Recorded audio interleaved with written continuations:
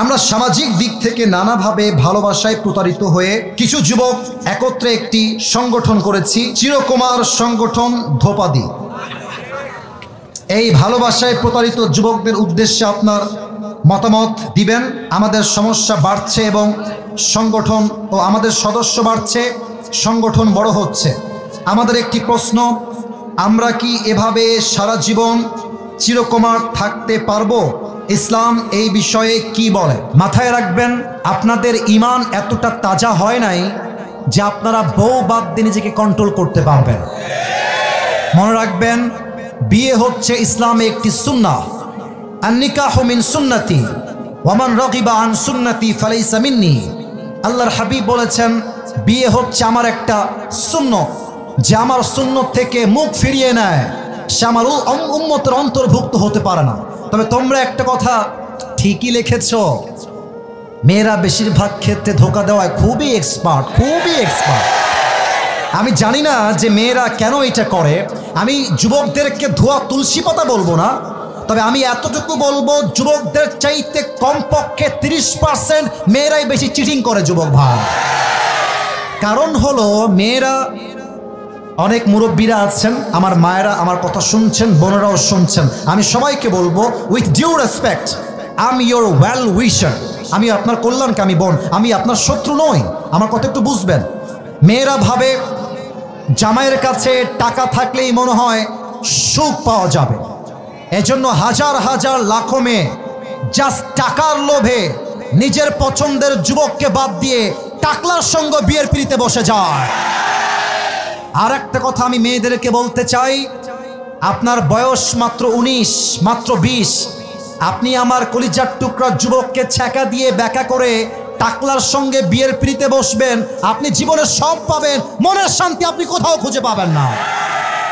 And third কথা, যারা এই সংগঠন করছো, আজ তোমাদের সংগঠনকে তোমরা ভেঙে ফেলবা। ইসলামে কোনো বৈরাগিতা নাই, ইসলামে এই সমস্ত চিরকুমার সংগঠন নয়।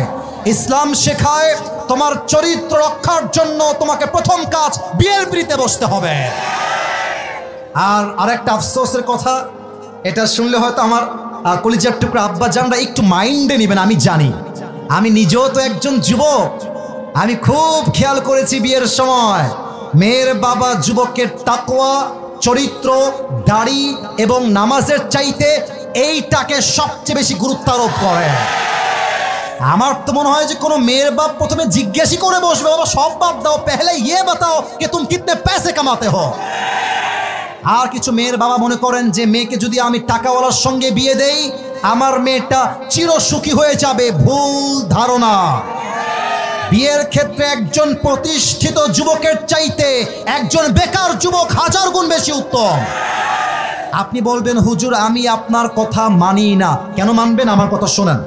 যারা প্রতিষ্ঠিত হয়ে বিয়ে করে তাদের একটা টাকার গৌরব থাকে, অহংকার থাকে, এজন্য তারা মাঝে মাঝে বউকে সস্তা পণ্য মনে করে। আর যেই যুবকের কাছে বেকার না, যে যুবকটা বেকার, শূন্য পকেটের যুবক, ওই যুবককে তার শূন্য অবস্থায় যেই নারী হালালভাবে হাত ধরবে, মাথায় রাখবেন যুবকটা আজকে জিরো হতে পারে, কালকে সে হিরো তো হতে পারে।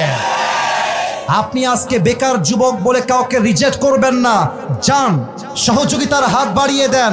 আপনি আজকে যেই সরকারি চাকরিজীবীর জন্য একজন মেয়ের পছন্দের পুরুষকে বাদ দিয়ে আরেকজনকে বিয়ে দিচ্ছেন, মাথায় রাখবেন এমন একটা দিন আসবে এই যুবক ওই মুরব্বির টাকলার কোম্পানির বস হবে, আর আপনি সারাদিন আফসোস করে বেড়াবেন।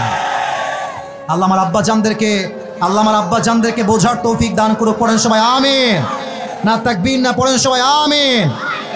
অতএব এই চিরকুমার সংগঠন এইসব বাদ দিয়ে দাও। আমাদের একটাই কথা, আগামীতে আমরা বউ ছাড়া একদিনও বসবাস করতে পারবো না। আল্লাহ আমার যুবক ভাইদেরকে নেককার দিনদার বউ দিয়ে দিক। পড়েন সবাই আমিন।